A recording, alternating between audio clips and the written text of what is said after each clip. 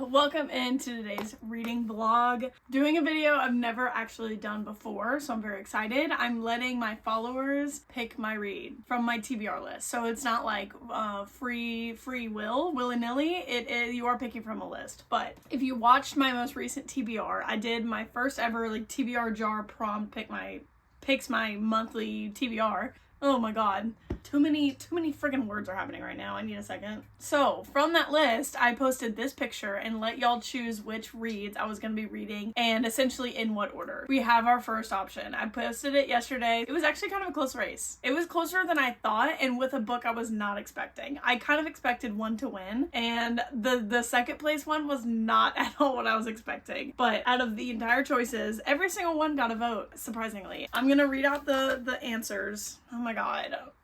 None of my words are what I want to be speaking right now. I'm gonna read out the votes and show you what we will be reading first. Thank you. So the options were, obviously, in no particular order: A Great Big Beautiful Life, Stephen King, Pet Sematary, Assassin's Blade, ACOTAR, Onyx Storm, Magnolia Park's Long Way Home, Kingdom of the Wicked, You Shouldn't Have Come Here, Call Me By My Name, Call Me By Your Name? Call Me By Your Name, and that was it.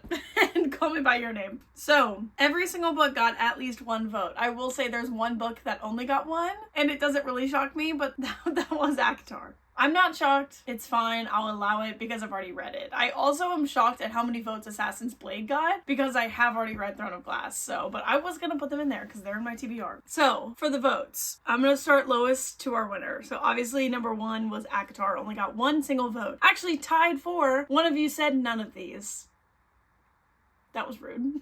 Rude of you. You pick a book then. Pick a better book. The next lowest was Assassin's Blade. I'll allow it.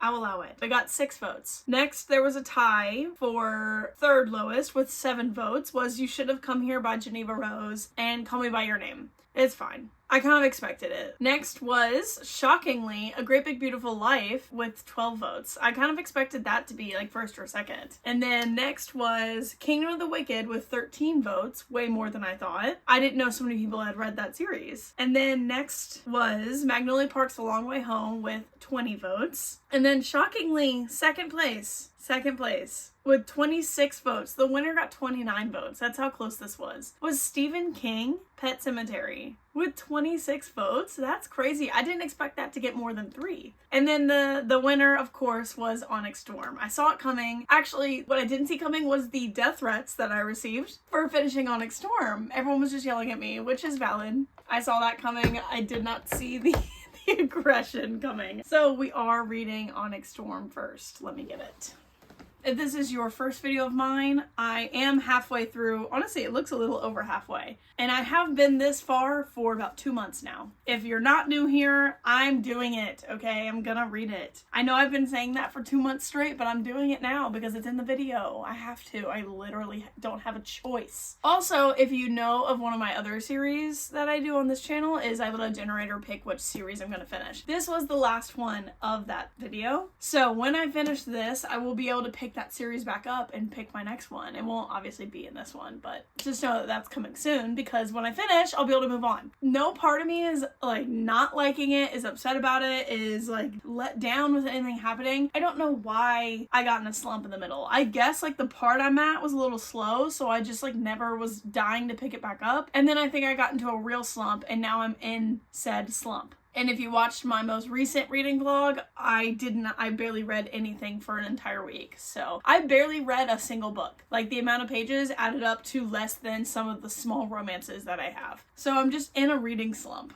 And I guess I have been for a while. And so it's finally time to pick this back up. I am on page 262, chapter 30. I'm going to reread chapter 29. I also, in my last video, went back through and skimmed because I did, like, annotate this pretty heavily and, like, underlined a bunch. I didn't want to tab because I didn't want the tabs to, like, mess up the sprayed edges. So last video, I went through and, like, just refreshed my brain with everything that I underlined. So I'm ready to go. I'm just going to reread the last chapter just to fully immerse myself back into the world. And I will give you updates on how we're doing. And then I'll let you vote and you'll pick my next read as soon as I can finish this book.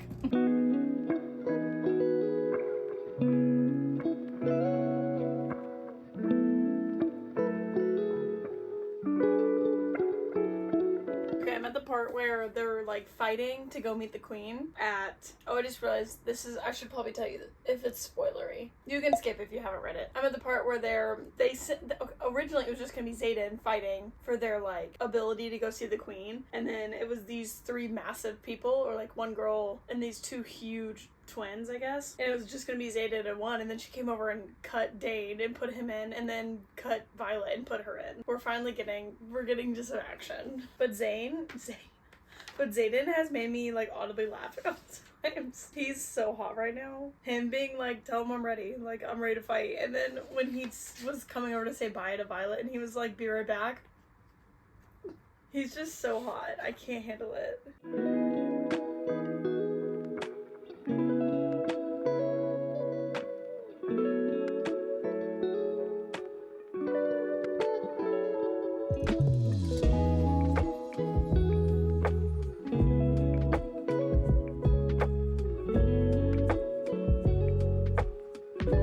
Xaden is so hot.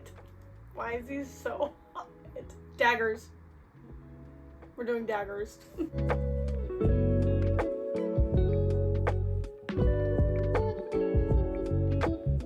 The fact that this is all happening just like one little area, like all three of them, gives me literal hives.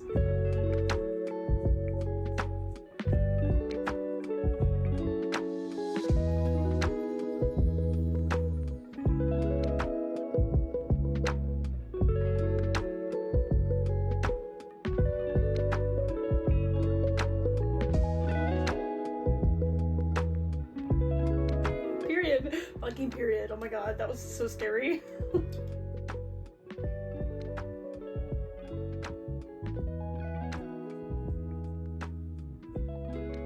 No, that's so funny.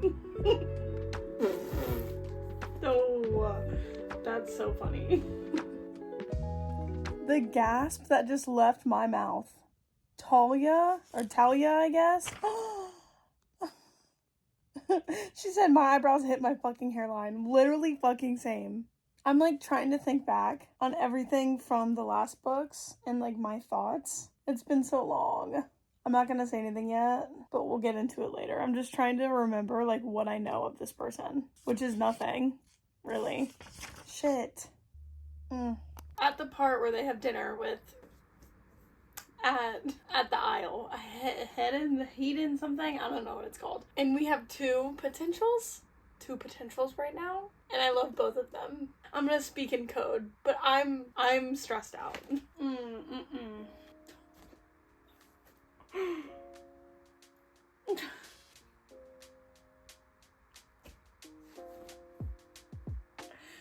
That was good. That got me.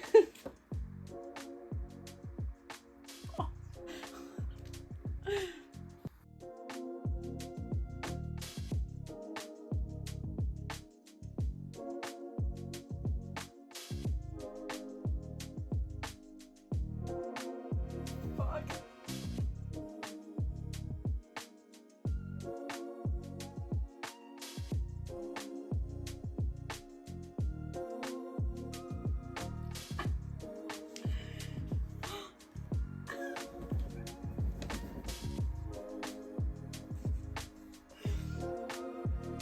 Hi there. This is something so stupid. Dane like studying all the languages and like trying his best, and then Auric just coming out and knowing them is so funny to me. And how pissed Dane is getting is so funny.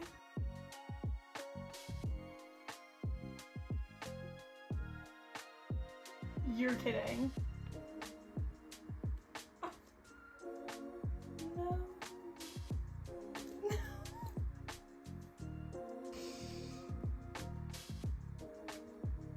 No, I'm so upset. I'm so upset. The gaze lurch. Oh my god.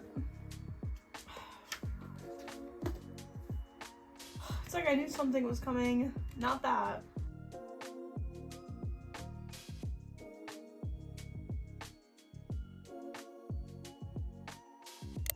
Go ahead and skip. Just for a second. As soon as I start to feel emotional and happy for Kat, we take Draker. I think I would have rather Cat died, truly. And like, I like Cat now. Like, I don't mean that because I don't like her. Traeger was so sweet and innocent. The fact that right after it happened and he turned around, his gaze lurched towards Cat. The fact that the last thing on his mind was Cat. And I'm upset. Shut up. Can you just love me? Why are you the way you are?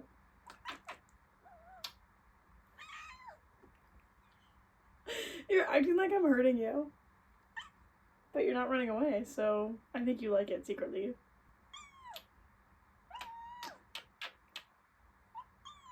This ear being back. Now you're gonna growl. You don't scare me. You don't scare me. I probably should be scared since she's a skinwalker. Luna. I don't know if you can hear her growling or not. I know you're not gonna hurt me. One more. That was too good. Anyways, I'm gonna finish this chapter and then I might call it a day on Onyx Storm just because my head's starting to hurt and we're going out for margaritas because it's Cinco de Mayo. So, need to get prepped for that. And then I'll probably come back and read a little bit. I don't know if it'll be this or in my reread, but no, it'll be this. I promised I would read this. I will read this. I forget that like I'm reading what I'm told to be, what I'm being told to read right now. I forgot. I've read almost 100 pages. I've read 60. So not almost 100. But I'm just going to finish this chapter, stop being upset, and then we'll see. I have cat hair all over my face.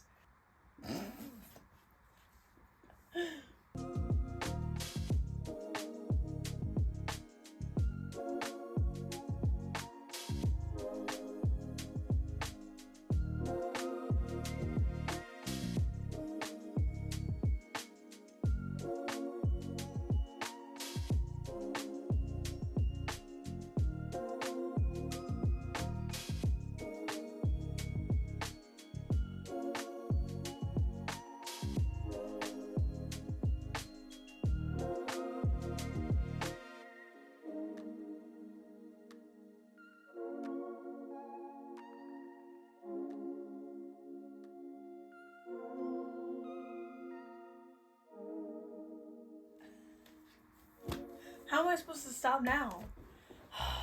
Also, I literally just, like, panic, or it wasn't panic. I ordered a new ring light earlier today for today. I said it needs to get here today.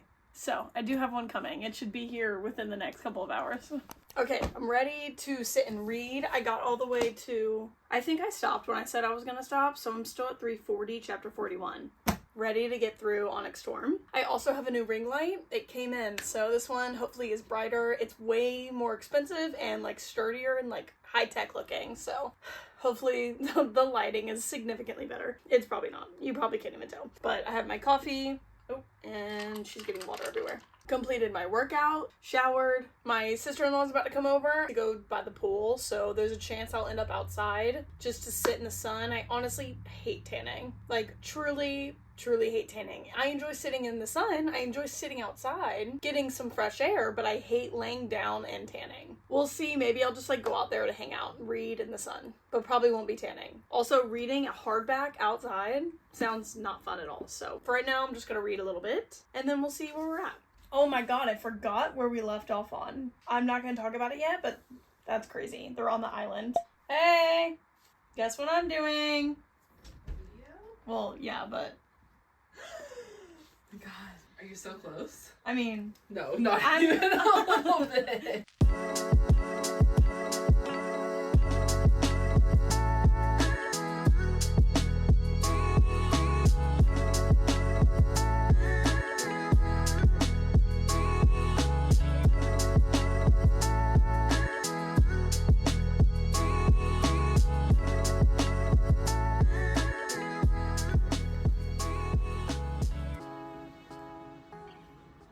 I am so tired.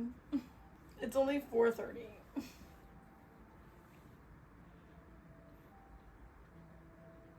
Oh, there's a lot to talk about. I kind of feel like it's about to pick up because there's only like 170-ish pages left. So I don't know. I feel like it's gonna pick up pretty soon. So I might wait to discuss.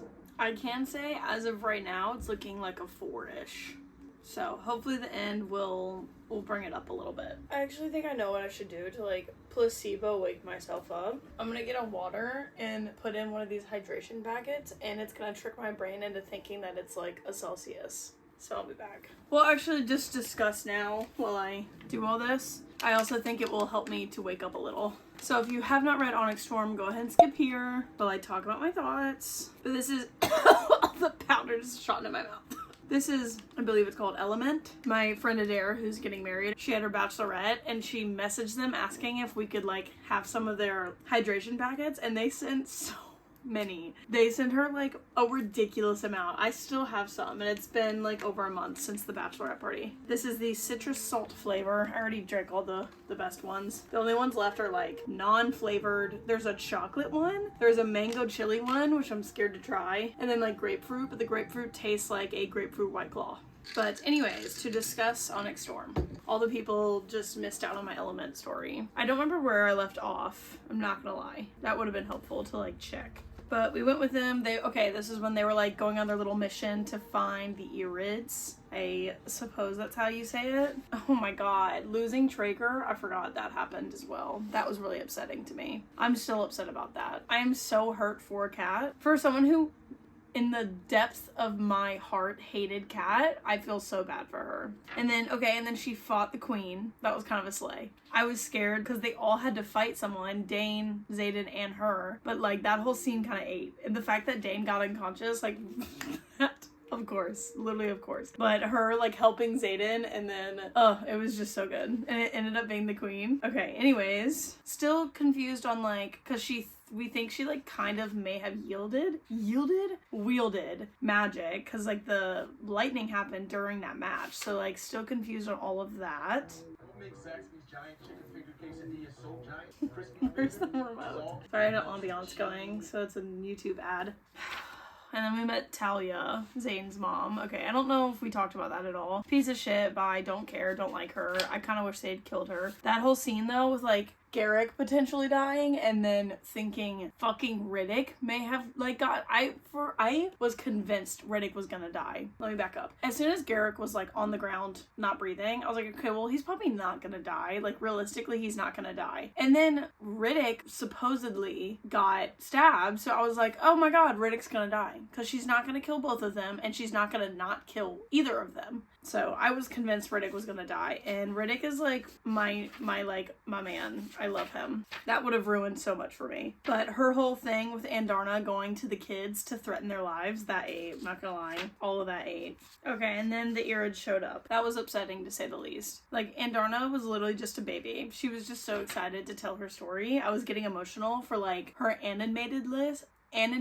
That was hard to say. And just like her telling her life story to them, and them just being like, bye, you're not welcome here. I was getting really emotional. Also them saying to Andarna that she's given Violet something far more dangerous to wield. Can't wait to find out what it is. I still have no idea. I just have like no thoughts in my brain, and I can't like, these are the types of things where I need other people to give me their theories, but like I can't look anything up, obviously, or I'm gonna get spoiled right away. So I just have no thoughts. Andarna just being like so disappointed. My heart hurts for Andarna. I will say this is, again, this like 50 or so chapters after Xaden finds out, after like Riddick and they tell Rian and all them about Xaden. And they've all come back and they aren't punished or anything like that. So this is the part where like a lot of battle brief is being talked about and like war strategy and all that. And this is the part that I kind of get a little bored and just want a little bit more action. Like I feel like we had a lot and I was really enjoying everything that was happening. And then we came back and it was like, let's talk strategies again, you know? So, like, I understand it's needed. Just me as a reader personally, I want more, either I need more romance or I need more action, I don't know, something more than just, like, battle brief. I feel like it's a step back, like we're back in class and shit again. But very happy and excited for Sawyer to finally get on his dragon. But that's about where I'm at. Xaden's still not with her and has pretty much given up, but at least he's like trying with Brennan. I will say that was good that he is like actively trying to figure things out with Brennan. But that's all I'm at. I've got, I think, like 170 left, maybe less. Oh my god, did I just see 513? I saw 527. I thought it was 570 something. Oh my god, I barely have over 100 pages left. I'm scared. So it's definitely about to pick up. I feel like it's just gonna randomly happen at the end of a chapter. Like, she's gonna leave the chapter off on something and it's gonna pick up from there. But I will say that's been like my biggest thing with this book, and how I know it's not gonna be a 5-star depending, like, regardless of the end. Because in other books that are like 5 and 6-star reads, even in Fourth Wing, it happened in Fourth Wing. Like, at the end of a chapter, I was just immediately gonna keep going. Like, I never wanted to put it down. I never was like needing a break. And with this one, I've picked up my phone in between every single chapter. It's like, that's my reward, is I put my phone on Do Not Disturb, and then after the chapter I can check my phone. So that's just like how I know and can gauge that it's not going to be a 5-star read. I'm still enjoying it. It's just not unputdownable to me. Now that I have my fake Celsius to energize me, I am ready to read the end of Onyx Storm. And I've got Harry Potter ambiance right now. This is my favorite one. It's Ron and Harry laying in their like 4-poster beds in the common room, or I guess like in their Gryffindor bedroom. And Ron is asleep and Harry is looking at the map. How cute. Okay, I'm ready to keep going.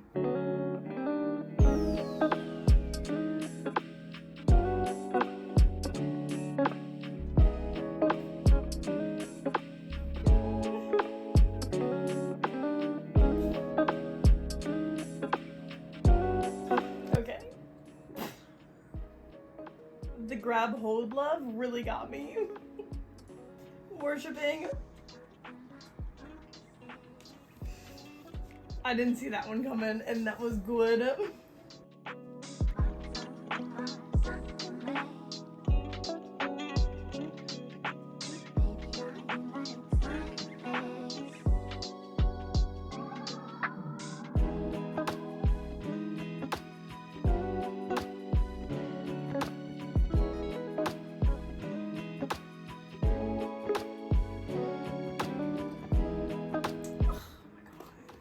Taking a break.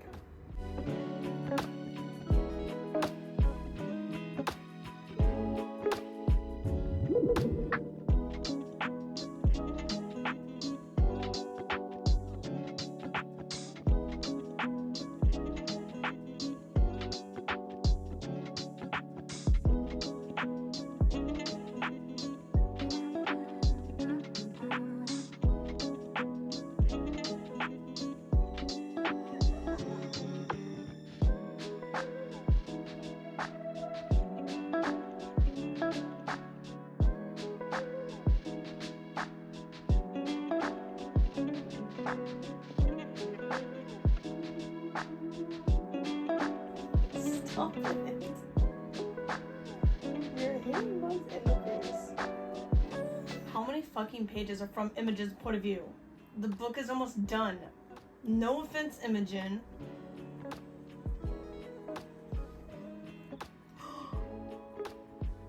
Wait, I'm confused. No.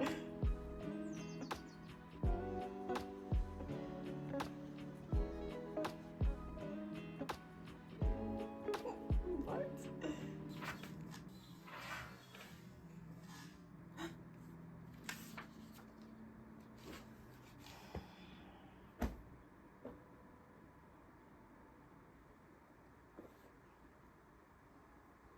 See, I'm pissed. That's not what I want. I'm pissed. Not what I want. That's not what I want. Literally it at all. So I'm pissed. I'm pissed and I don't like it and I'm over it. If the next one was coming out in 6 months, sure, but it's not, and I'm pissed. Who is ready to discuss? Because I've never been more ready in my life than to discuss something than this book. So go ahead and skip if you haven't read it. I tried to stray from any opinion going into this. So I honestly don't really know what the mass, like, I don't really know how everyone's feeling. So I've really stayed away from it. I have seen a lot of good things though. So I'm not gonna rate it yet because I'm not confident in my reading right now. And you're not allowed to get mad at me if my opinion is wrong. I am angry. I'm literally angry. I am left annoyed and angry at where this series is going. Hate to say it. It's like we started as a romantasy. That was our core. That was what drew me in. That was what drew a lot of people in. And I feel like we have not gotten the romance part of the fantasy in 2 full books. Which, like, it's fine, I guess, to be just like a normal fantasy. But, like, I don't know. I part of my love for the series was the romance. And we are just straying further and further and further away.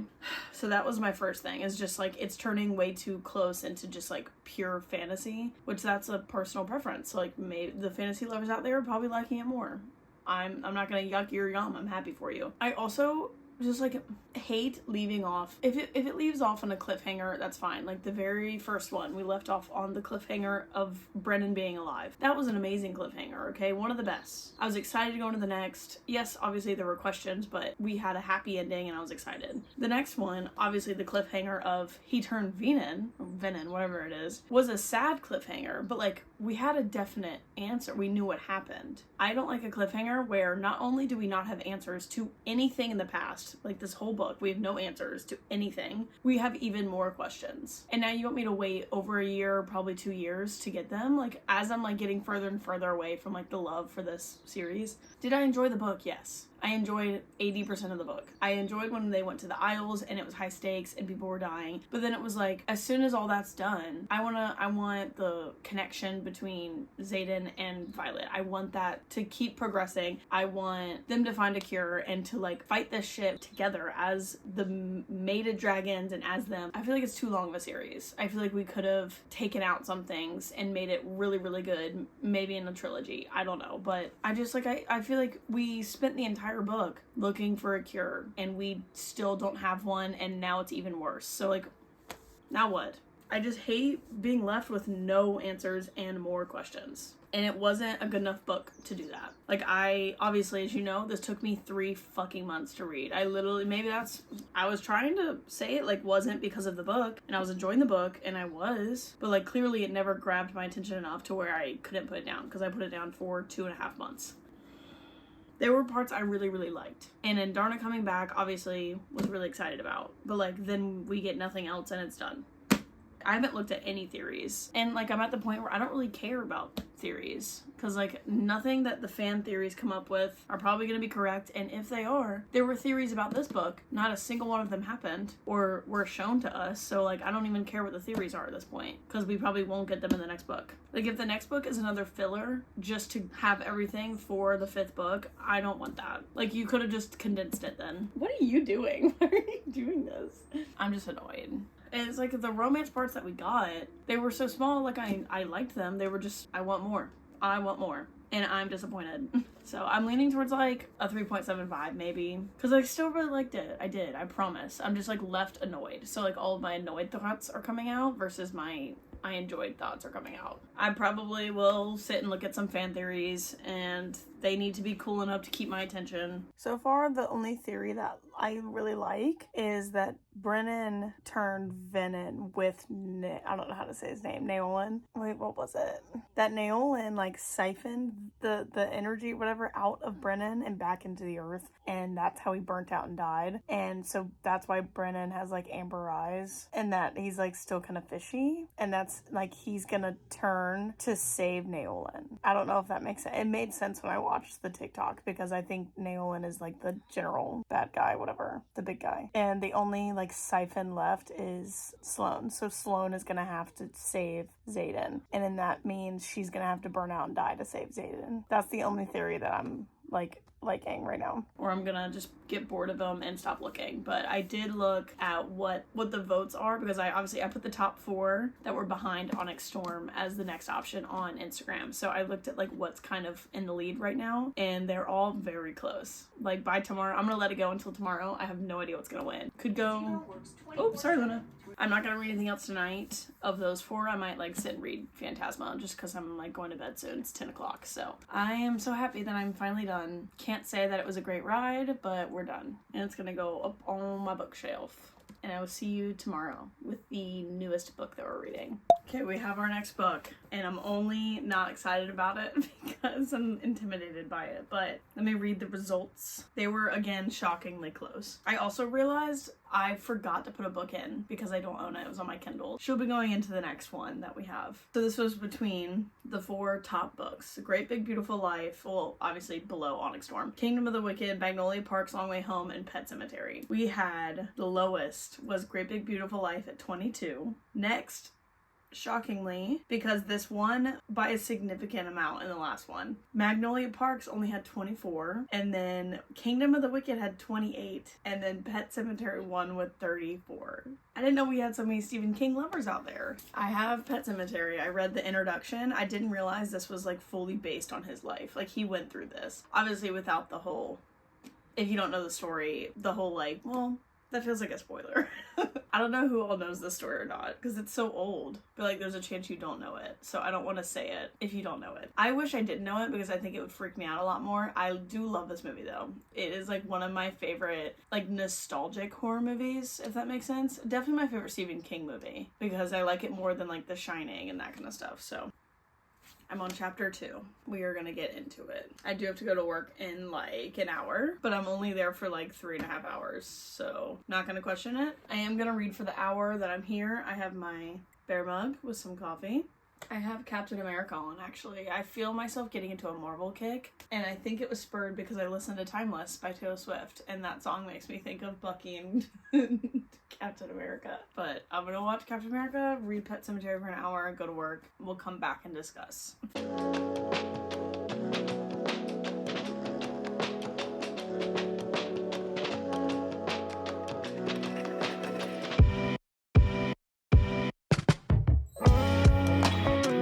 I have an update. I've read a decent amount. For thinking I wasn't going to get to read it all during work, I'm on page 100. Actually, I'm past that because I listened to a little bit of 17. I'm on chapter 17. I did not know that this was like, this whole story is like based on a real like place and event that Stephen King and his family went through. Did I already talk about this?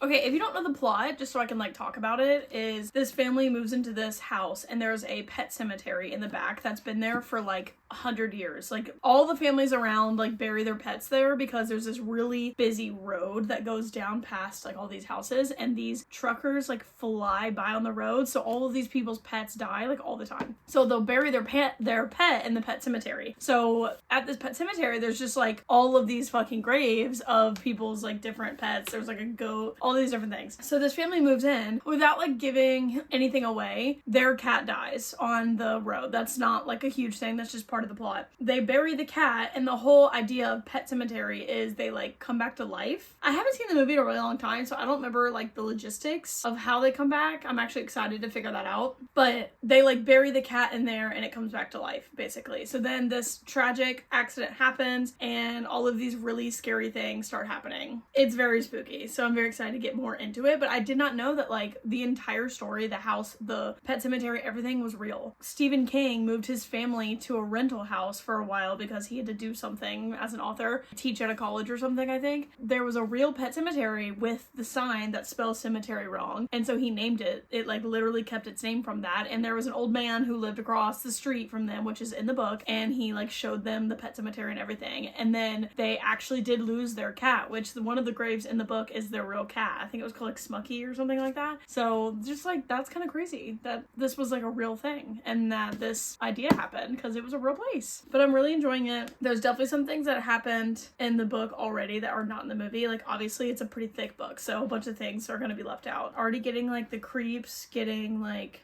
weird vibes from the husband, especially because on moving day, I understand it was like a stressful situation. The kids are yelling. He has a daughter and a son. The daughter's like 5, I believe, and the son is like baby. And everyone's screaming. The cat is like meowing really loudly, and he's just like losing his shit. And at one point in his head, he was like, I have to hold back from slapping her. So I grabbed my leg really hard. I was like, whoa.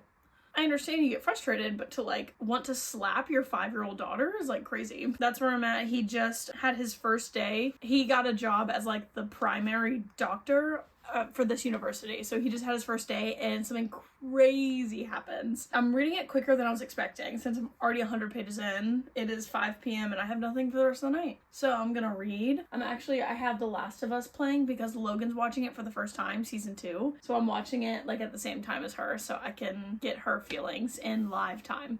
And I'm just waiting for her to watch episode 2. So yeah, I will check in when I'm a little bit further.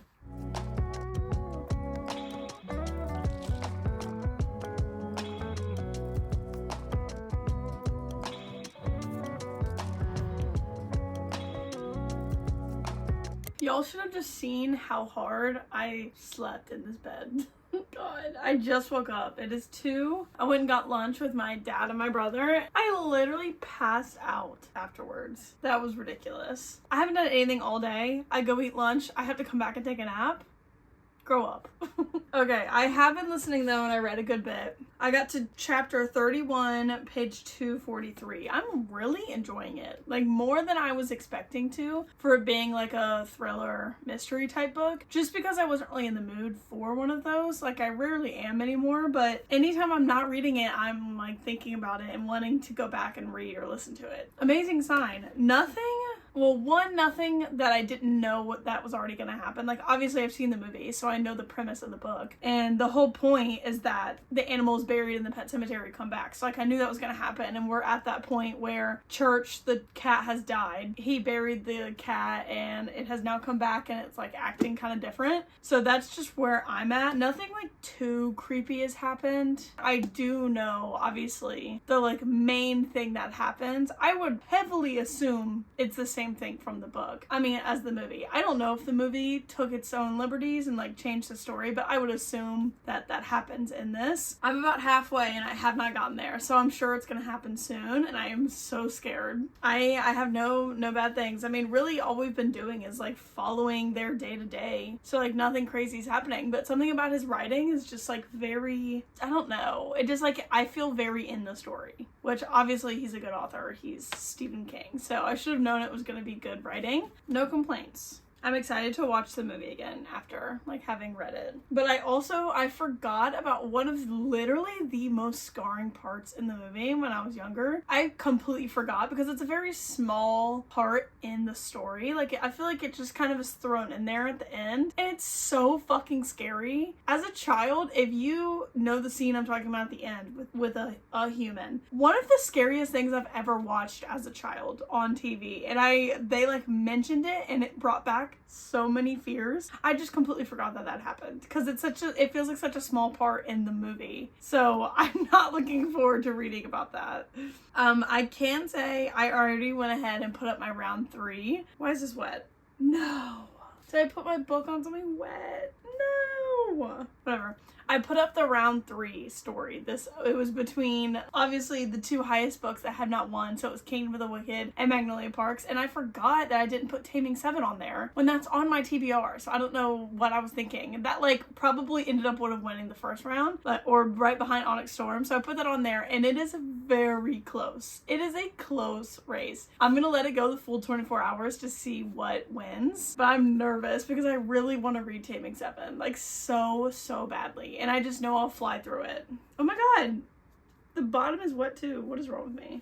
But I'm actually really enjoying the audiobook version of this. I feel like it keeps me in the story longer because the writing can get, especially when we're talking about like the history of the cemetery and that kind of thing, I can get like slower just to like understand it more, but when it's being told to me, it's fine. So like I don't have to slow down or anything. The narrator is good. I like how it's being read. So I do enjoy the audiobook version. So I'm thinking I might listen to the audiobook while trying to fix my Iron Man Legos, I'm not gonna lie, because I was looking at them as I was lying down here and I was like, oh my god, how have I still not fucking fixed those? And I have new Legos to build too, I just haven't yet. I think I'm gonna try and fix the Iron Man Legos, listen to Pet Sematary, give an update at some point. I don't know.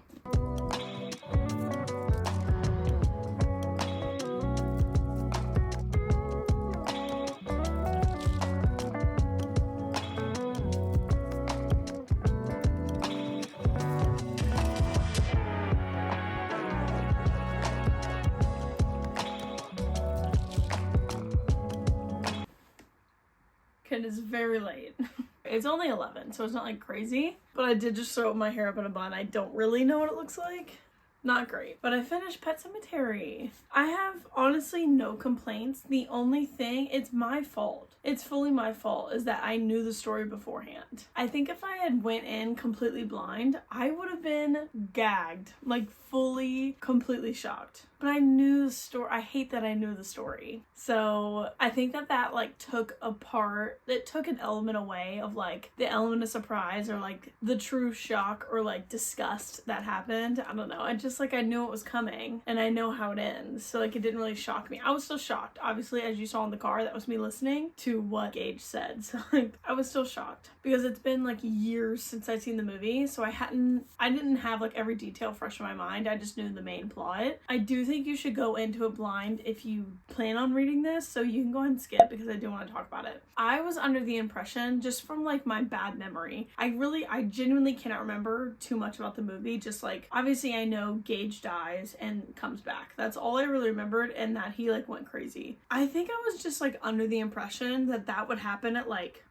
2/3 of the way in, and then the rest was gonna be like Gage acting more and more crazy, which isn't what happens. It happens like he gets buried with like maybe 50 pages left and then comes back, and that's like the final scene is him coming back and killing people. So I just had like remembered it differently. So then I was under the impression that it was gonna be creepy for the last like 150 pages of Gage being scary, which like that's not the story at all. So it's fully on me. If I had not read it, I think it would have been really, really cool in my head. But still, like, actually 0 complaints. I mean, I gave it a 4, I think is what I'm gonna land on, like 4.25, because fantastic book. I read it in one day, like a full 24 hours basically. It kept my attention the whole time. I do think it went into like a little bit of, it was very descriptive writing and almost too descriptive sometimes. Like we talked for like a page and a half just like describing how we were doing this or how we were digging up the grave, that kind of thing. But I had a great time. I really enjoyed it. I just would have enjoyed it more if I hadn't seen the movie first. So that's completely on me and my 12-year-old self. If I had known in the future that I would have been reading books, I wouldn't have watched the movie, but can't help that. I do want to watch the movie again though, pretty soon. I don't know where it is, but I'm sure I can find it somewhere. That is it for tonight though, and I will reveal the winner of the book in the morning that we are going to read. I don't know if this is going to be our last book. I have a feeling I could do one more. This is what I was worried about. I thought this was going to take me a long time, and I finished it in 24 hours because the audiobook was really good. I think I'm just going to do like, depending on how quickly I can finish tomorrow's book, I might do like a wild card and let y'all just give me any book and then kind of see like if there are any duplicates, that kind of thing. And like any book that has more than one suggestion that y'all say, then like maybe I'll do that. I don't know, might get a little crazy, but I'll see y'all in the morning. Good night. I'm literally so tired. My eyes are so heavy, I literally cannot keep them awake.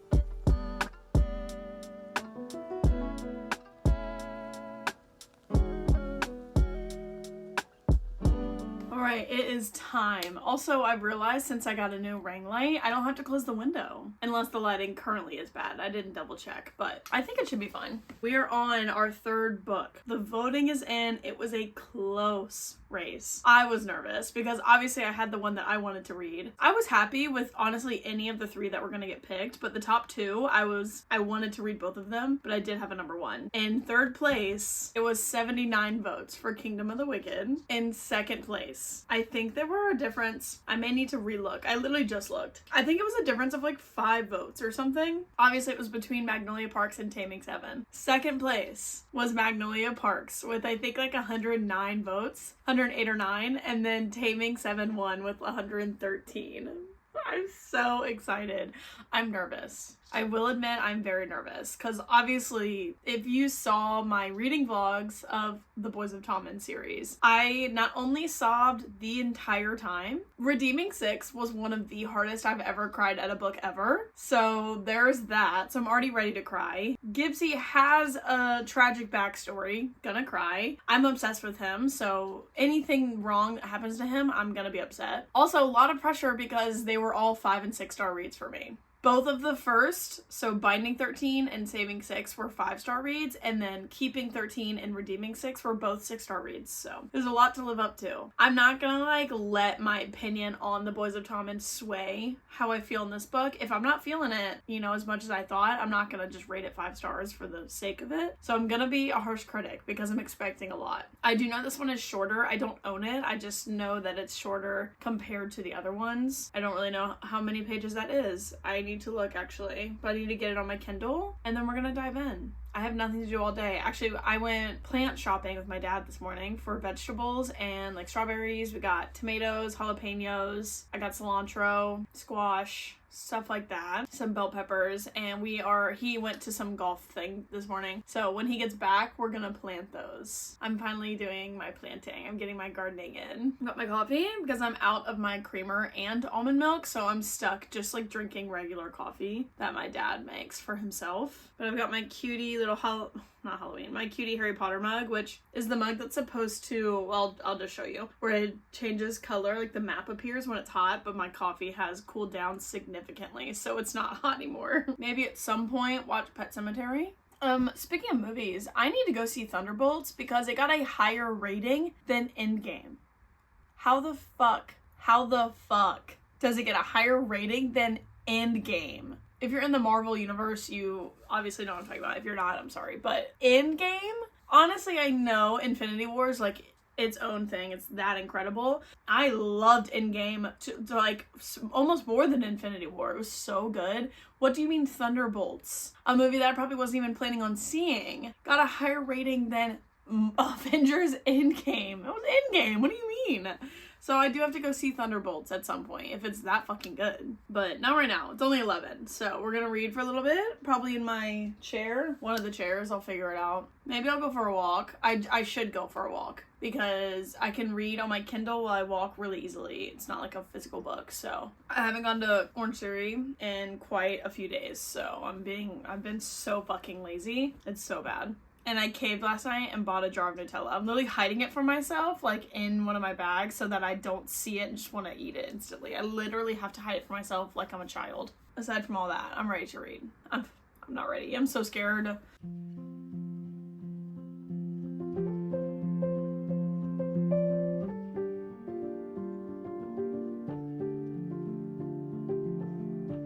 Why am I already gonna cry? Can you not? Can you fucking not? Jesus.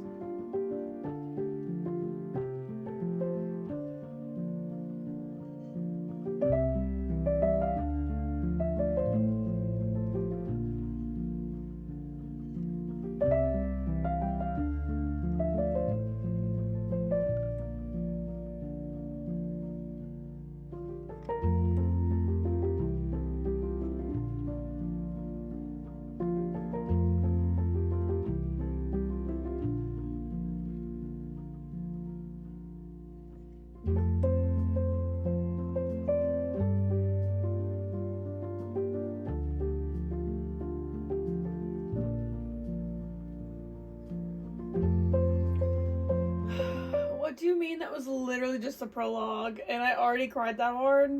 That sucked. Was not fun. Not having a good time. So there's 451 pages. That's more than I thought. Next to like Binding and Keeping 13, it made it look like there was like 200 pages. There's almost 500. I need to go buy these books though. I only have Binding and Redeeming.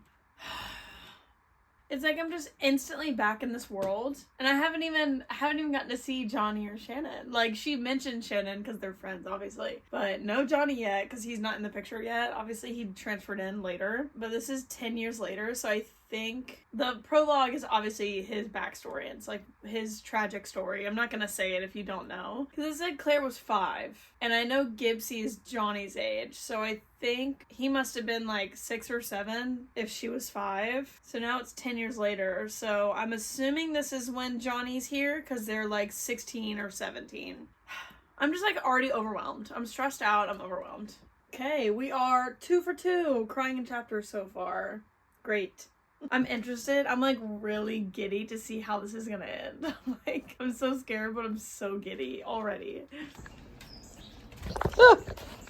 Stop it. Stop. Stop.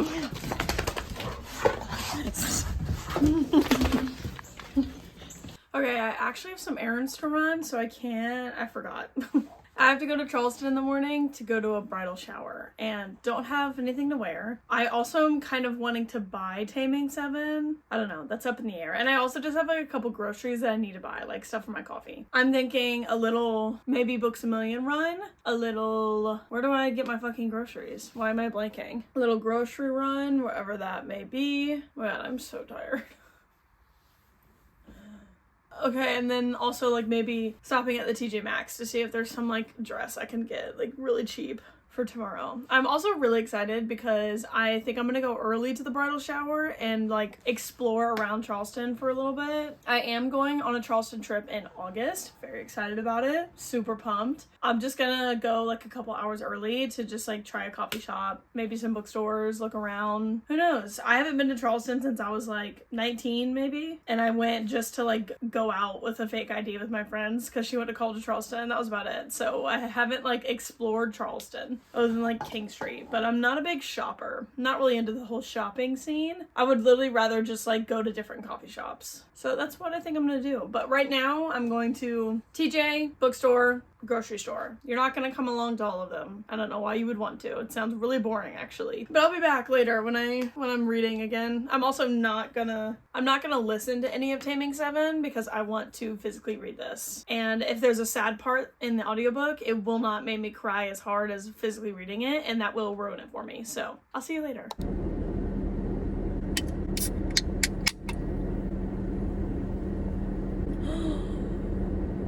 Oh hell yeah.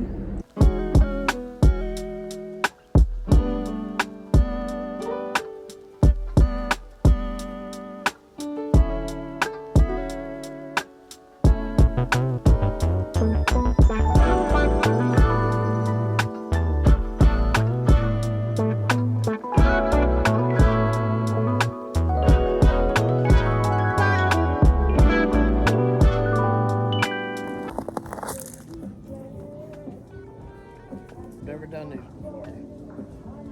I'm excited for this. And this is the cherry. Hell yeah. The yellow cherries. I don't think so. I feel like they look like, I mean, you can picture like coddle. They're all on the ground. Okay.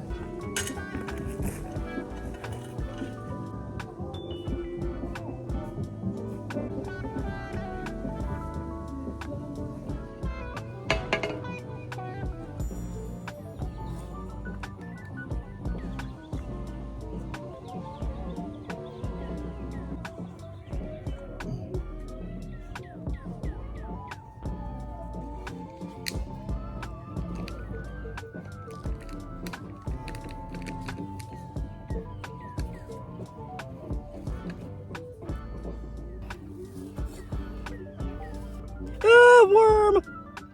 That's good. Oh no, because I killed it. It's moving. Oh no! May have cut it in half. Sorry, worm. This song, the two songs, I listen before every basketball game. Wow. And that's all I got for every game. Wow.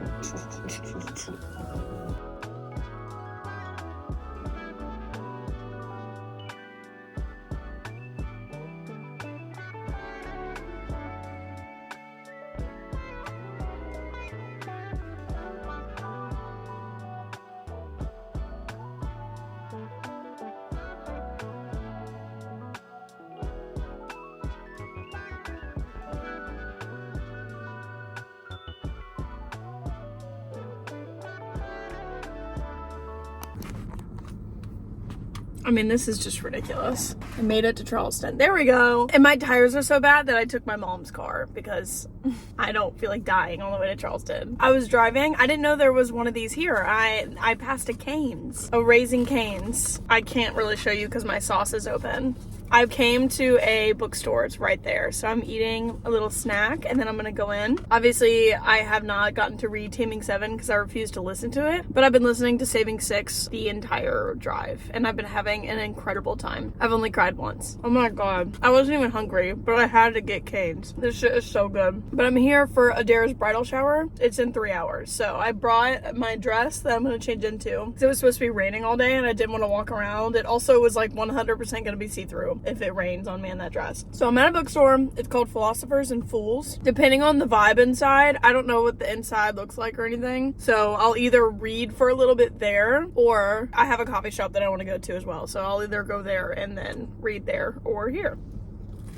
Damn, that shit is good. I'm gonna go in. It's so hard to find like the correct reading environment in a coffee shop. It was good, but like, I don't know. I don't really want to sit in a hard chair and read for a long time. Also, the matcha just tastes like milk. I hate to say it. I ordered a matcha and he said it comes with like, I don't know what all he said, but he said it comes with almond milk, some sort of honey something, and cinnamon something. I said, perfect. Give her to me. And it tastes like milk.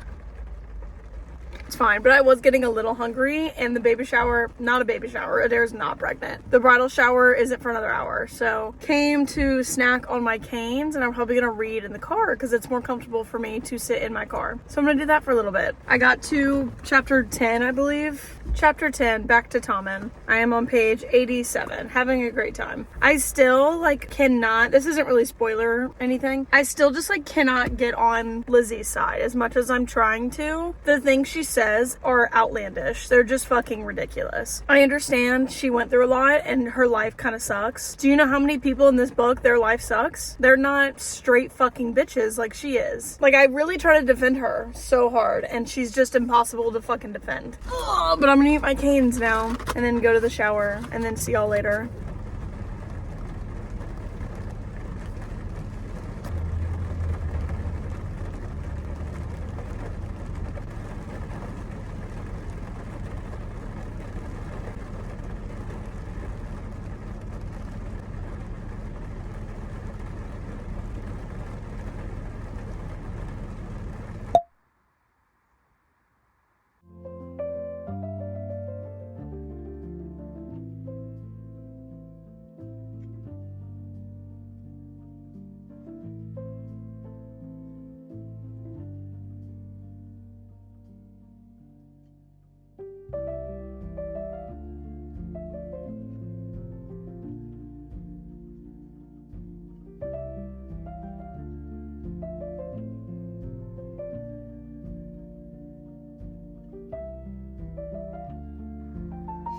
Her getting him to take a bath really got me. Oh my god.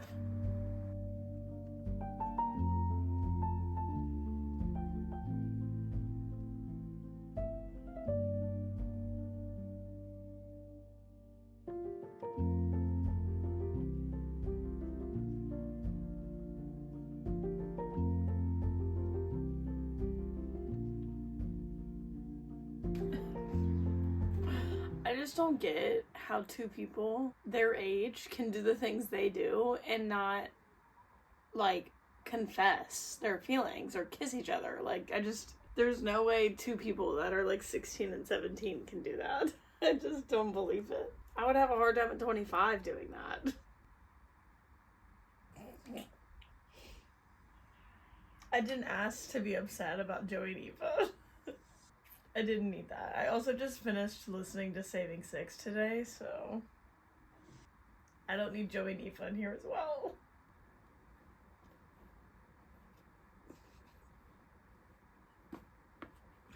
I can't do it. You want to know what got me there?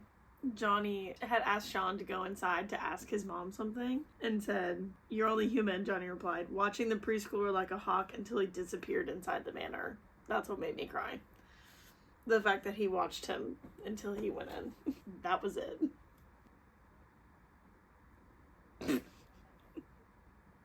Give me a break. Literally give me a break.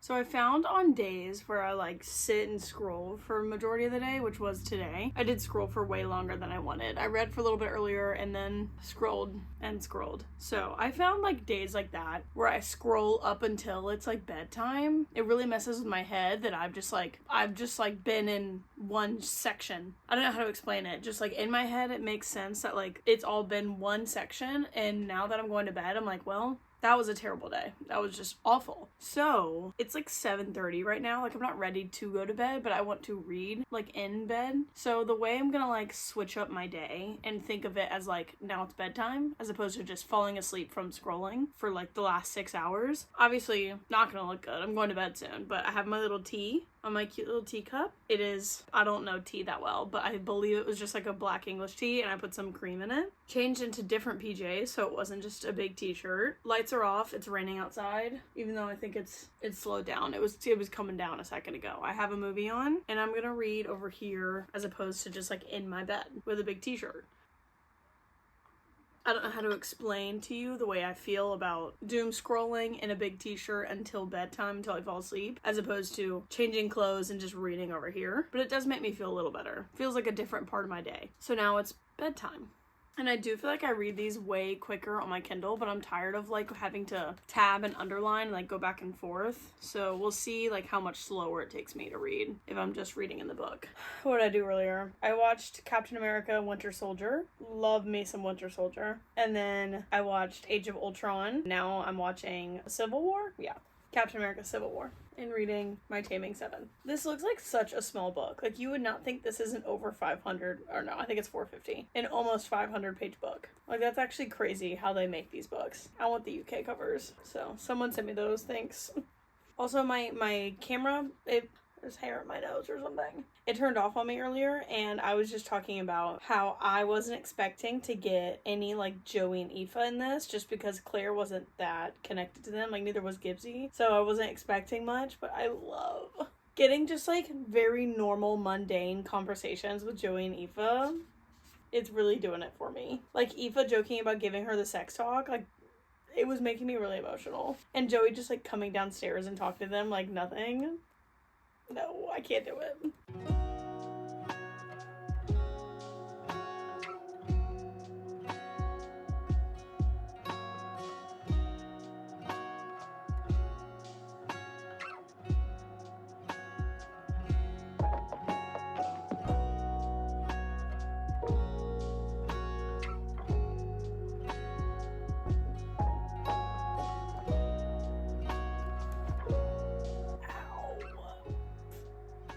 Her nail went right into me.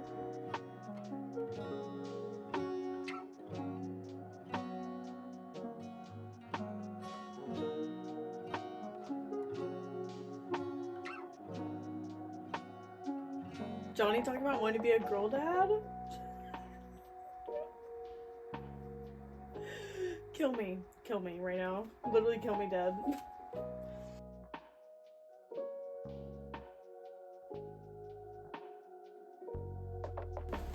Oh, that's yellow.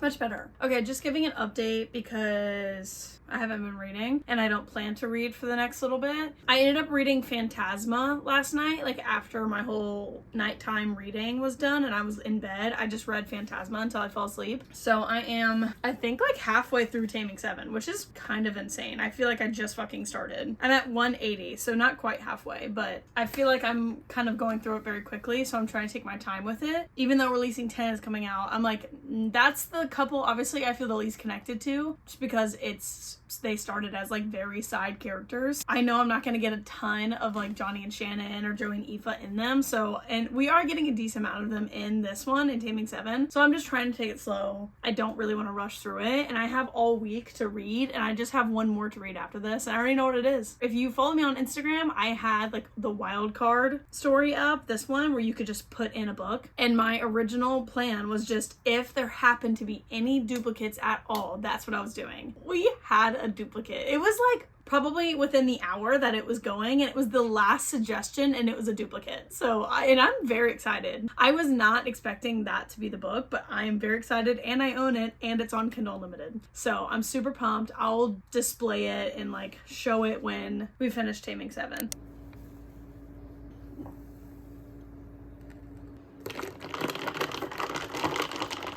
Okay, everyone, round of applause for making matcha.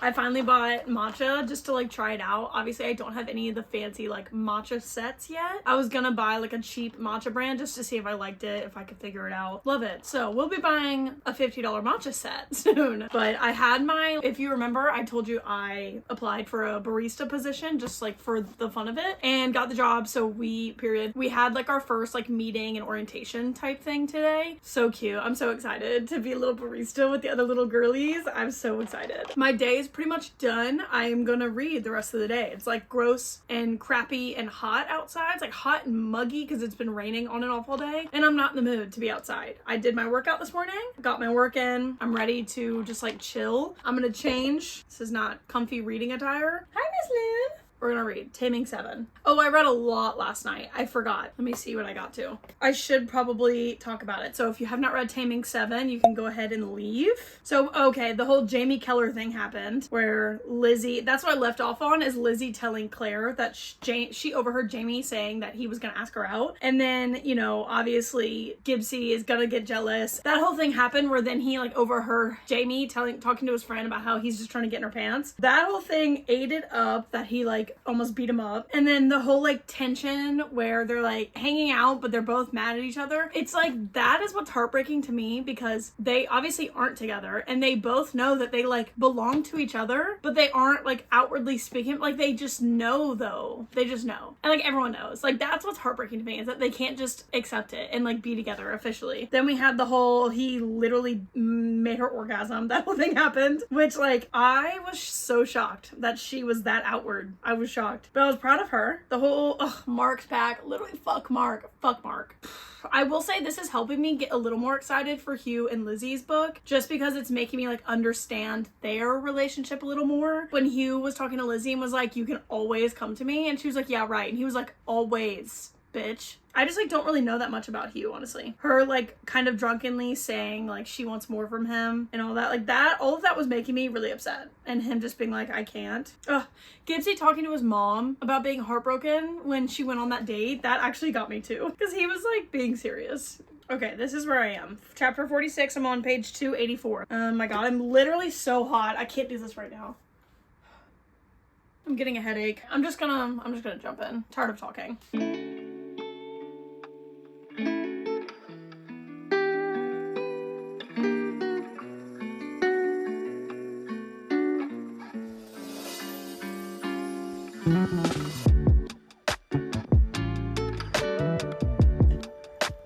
Arguing the rain. Oh, they better kiss in the fucking rain. This better be a kiss scene.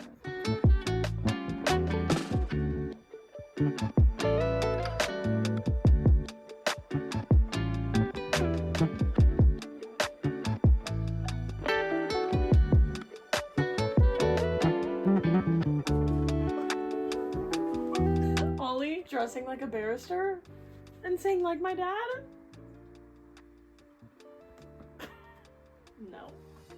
No. Gibbsy drunkenly telling Claire's mom he'd know her tits anywhere.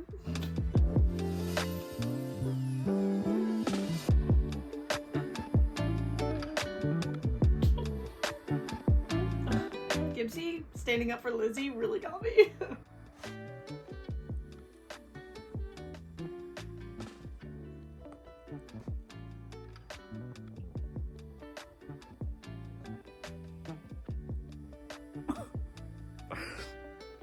I don't know why I didn't see that coming.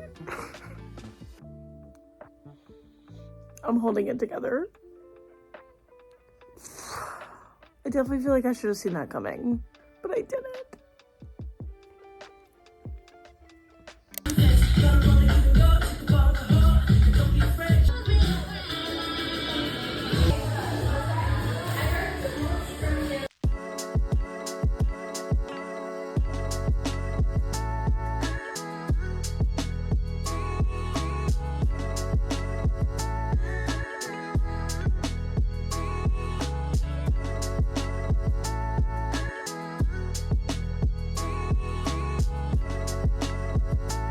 Tanning really takes it out of me. I was literally only out there for like 2 hours and I'm exhausted. Oh, but I am ready. Oh, I guess you don't know that because I didn't show you any clips, but I was just tanning outside. I'll show the clips later because I was reading the next book and I didn't want you to see it. Anyways, quick recap of the morning. I went to Psycho Bar, obviously, as you saw, and it was the Disney Channel playlist. It was so much fun. They played 2 Lemonade Mouth songs. I came into He Could Be the One. That's my ideal workout playlist. Okay, I finished Taming Seven. I have many thoughts. I took a lot of notes. I finished it last night, like, because I wanted to read on my phone, and it was like midnight. So also, you didn't miss many reactions. The only chapter that I had like mega reactions to was 78. That was it. That broke me in half, but it's a lot. I hope you're ready. Okay, first, like, pre-spoiler section, I think I'm gonna land on a 4, which isn't terrible, okay? Obviously, I had high expectations because every single book in the series was a 5 or 6 star read, so I was expecting a lot. It's definitely my least favorite, purely because of Claire. Claire bothered me a lot in this book.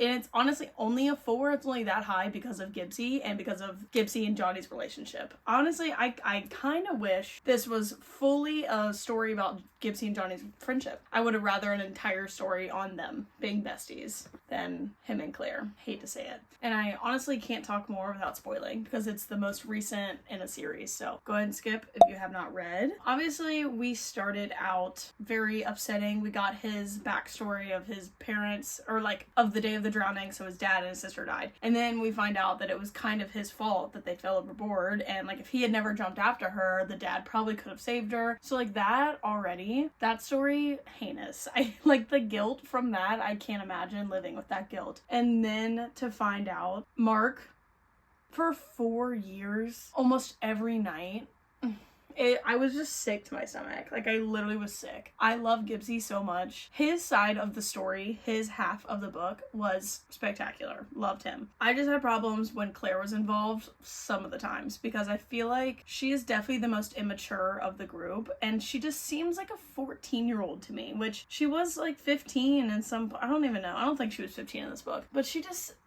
I don't know. There's a difference between like her, obviously she's like the happy sunshine girl. That's fine. I love a little frilly happy girly girl and brings out the fun side of Gibbsy and all that. But half the time she literally talked like she was 13 or 14 years old. That was the only issue I had, is like it felt too immature. So I couldn't even enjoy like the sex part because I felt like I was reading sex about a 14-year-old and it felt kind of gross. Like the whole part when they finally had sex in the treehouse and he like passed out and she ran downstairs screaming, "Daddy, I killed him with my hymen." Like, I could not have rolled my eyes any harder. Like, what is that? And then she, like, ruined it because she obviously told the parents that, like, they were having sex and, like, they couldn't have sleepovers anymore. I just, like, that part took me out of it. I was like, why are we acting like we're 8 years old? I didn't like that part. And then also, oh my god, I feel like okay, this part, it doesn't frustrate me as much anymore because I thought of it from their perspective. But I feel like all Claire wanted was to, like, have sex with him. It was, like, every single time they were together. Like, once they crossed that, when she made her decision the very first time he, like, did stuff to her, she was like pressuring him. I was like, girl, calm down. Like, that's all she wanted. I was like, if you don't just calm down. But then I like have to remember that it's like they have done every single step in a relationship but that, and have been for years. Like, I'm trying to like, they already say I love you, like, all like, that's why it also just felt like very out of order to me. But I mean, obviously they've been best friends ever since, whatever. But they sleep together in bed like every night. They say I love you. They like already hold hands and do the coupley things just without that. So I'm trying to tell myself that like that's all there was left, and she's been deprived of it for like years. But like then again, she's only like 16 or whatever. It just felt like that's all she talked about or all she wanted to do, and was like begging him to. I was like, girl, please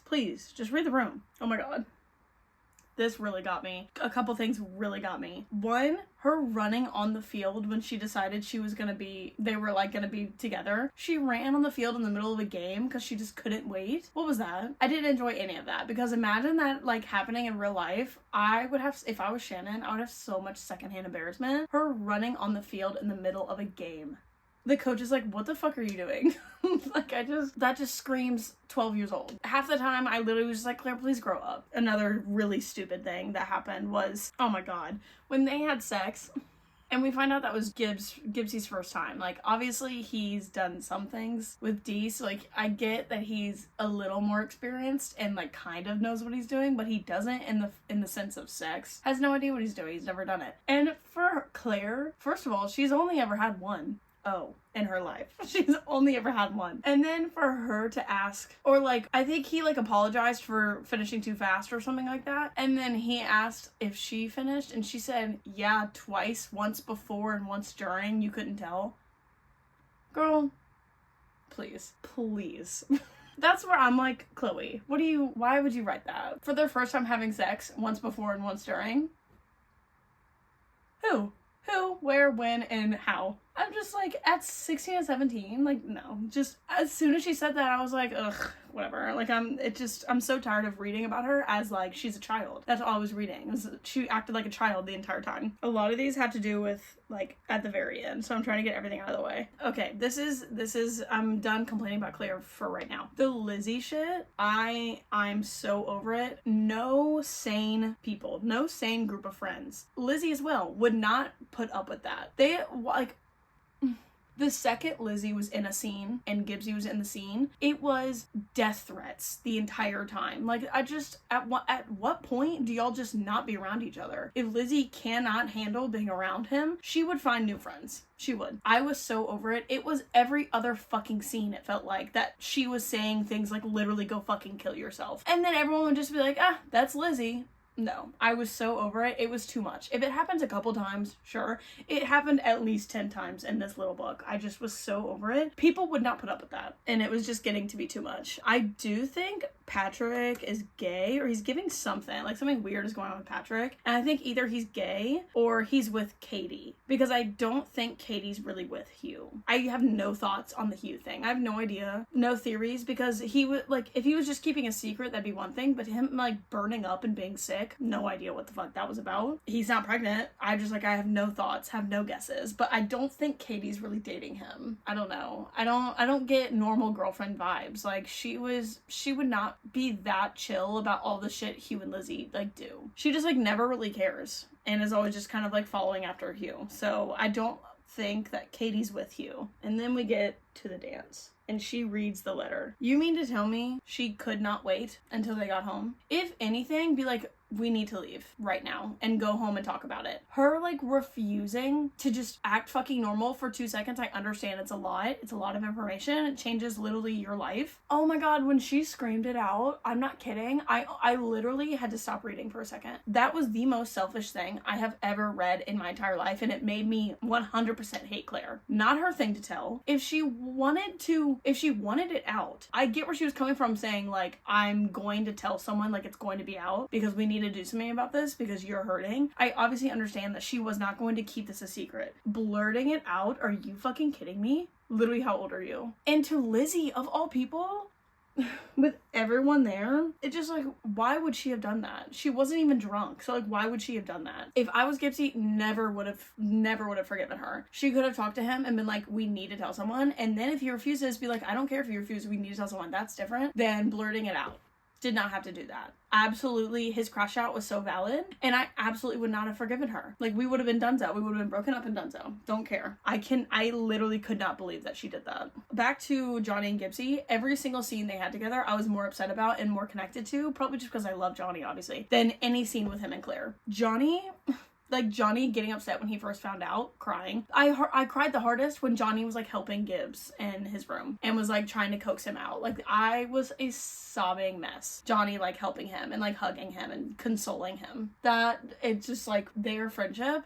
Oh my God, and going in the past when it was Johnny's first day, literally tear my heart in half. Oh my God, I love him and Johnny's relationship so much. Okay, only a couple more. The scene, like getting to read the scene of Mark, nauseous. Him wearing Power Ranger pajamas, I could not handle it. I was sick to my fucking stomach. And like realizing that's why he has a thing for blood. Oh my God.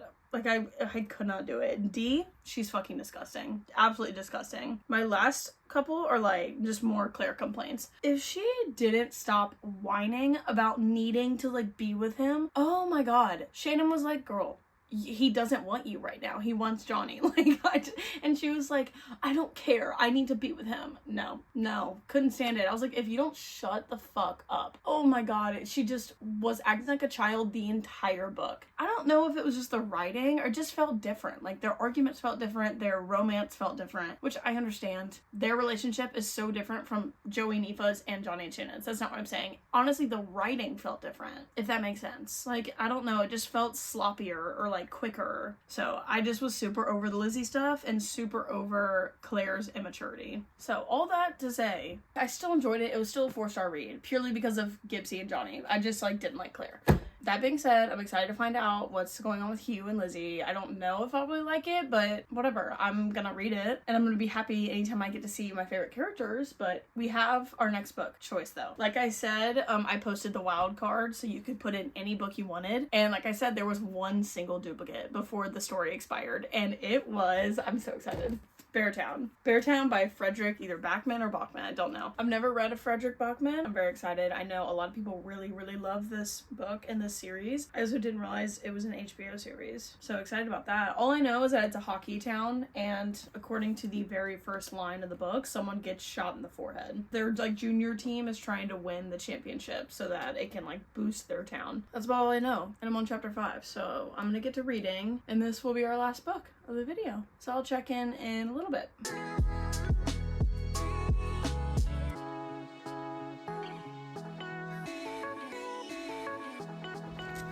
Don't.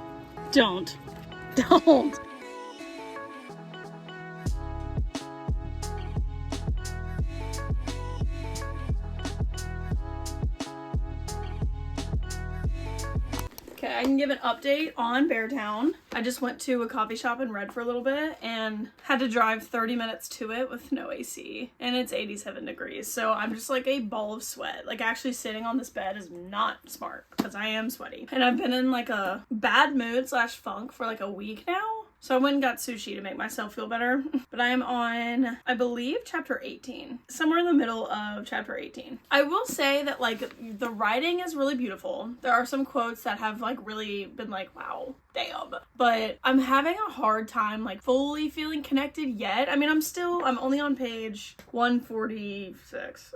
So I'm a little bit into it. It's very character driven. It literally is just following all of these different people in this town, Beartown. And the hockey team, the game is happening right now, actually in the middle of the big game. I have no idea if they win or lose, I really don't, but all they've been talking about is leading up to this game and the pressure everyone's under. So we go from like every single coach's point of view to a bartender's point of view to the kids. Like, there's so many different point of views that I've had to make notes to make sure I can keep them all like separate in my head, but I'm just like not super connected yet. I think I just like, it's hard. This is like similar to how we feel about Kingdom of Ash, like with so many POVs, it's hard for me to like really connect to all of them.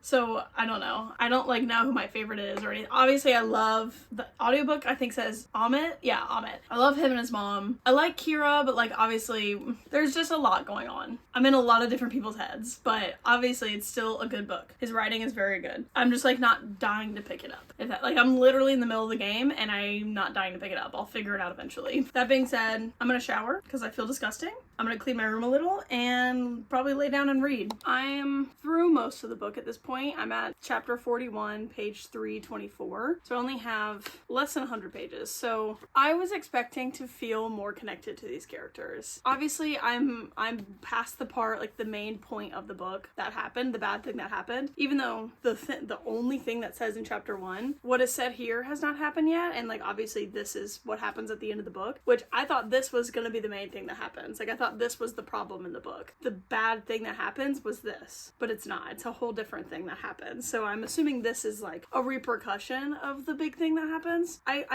just feel like I didn't read this at the right time. I don't think I was mentally ready to read something like this, especially coming off Taming Seven. Like it's two very similar type ideas and very draining, very sad, obviously, to read about. I think there's too many POVs because I don't care about half the POVs. You know, like I just wanted to read a story about like Maya and maybe like Amit and obviously the main core group. And I don't want to know about every other freaking person. I really like Benji and I want to know about him. But like, there's just too many people. I think it's an incredible story, but again, it just feels like I don't know how to explain it. Like, it feels like a very low-key story. Like, if you had given this idea to, say, like a different thriller or like mystery, I mean, obviously this isn't a thriller or mystery book, but if you had given this story to a thriller author, it would have read completely differently than this book, and this just feels like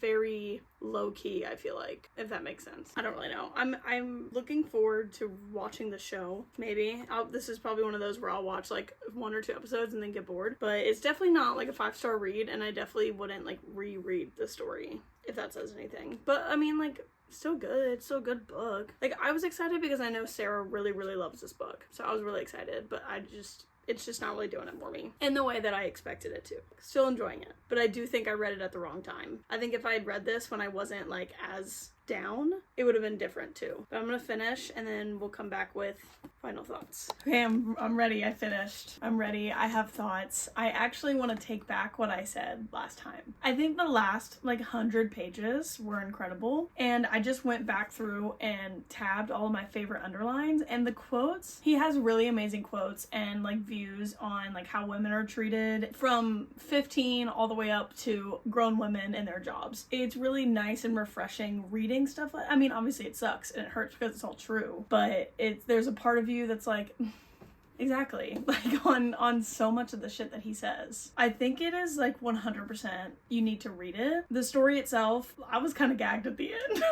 I'm not gonna lie to you. I wasn't expecting that at all, but I'm happy with how it ended. I will stand by, I wish that like we saw less. I think it could have been a more important, it was an important story. So I don't know. I just like, I feel like it could have felt like even a even bigger impact if it was more condensed of a story. But like Benji, I literally almost cried for him. I love Benji so much, and it just breaks my heart for him. Like, obviously, aside from Maya fully breaks my heart, but proud of her for what she did, honestly. At 15, that's crazy. I don't know if this is a series. Okay, but I will say now I am excited to read it. Okay, I am fully taking back everything I said in the last clip. Taking it back. I don't know what to rate it. It's over a 4. I will say that. I don't know if it's gonna be like a 4.5, which is crazy. The switch up with the last 100 pages is kind of crazy. Either like a 4.25 or a 4.5. I know it's not higher than 4.5, but I don't know if this itself a series? Yeah. Okay. Are you kidding me? I know I have Us Against You, but that looks like it's the 3rd, or is that the 2nd? I don't know. But I think I am going to continue the series, just because I want to read more of his writing, and I want to see more of his takes. Even though he's a man, I will say he at least had proper taste on certain subjects. Sticky. There is one line that I liked a lot.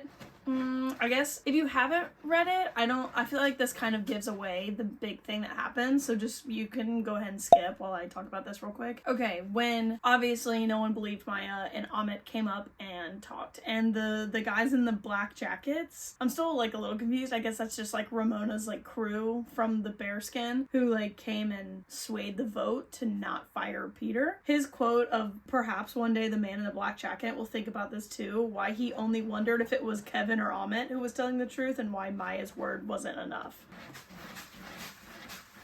When the litter boxes are clean, they go literally crazy. It's brand new litter in there. But that was really good. That I was like, yeah, exactly. We're literally taking the word over, just because he's a boy, we're taking his word over Maya because she's a girl. Ugh, it's just like such a frustrating read, but like a good read, if that makes sense. Frustrating in a correct way. Wow.